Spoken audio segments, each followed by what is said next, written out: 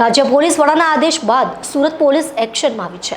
શહેરના જુદા જુદા પોલીસ સ્ટેશન વિસ્તારમાં ગુંડા તત્વોને શોધી કાઢવા કવાયત હાથ ધરી અસામાજિક તત્વોને શોધી કાઢી કડક કાર્યવાહી કરવા તજવીજ શરૂ કરી છે। ઉધના વિસ્તારમાં સઘન પેટ્રોલિંગ અને કોમ્બિંગ હાથ ધરાયું છે।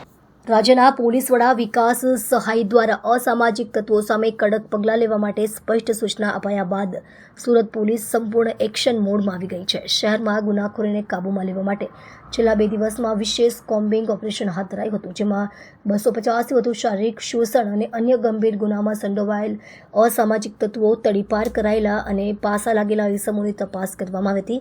સુરત શહેરના વિવિધ વિસ્તારોમાં સતત અસામાજિક તત્વોની હિલચાલ પર નજર રાખવામાં આવી રહી છે।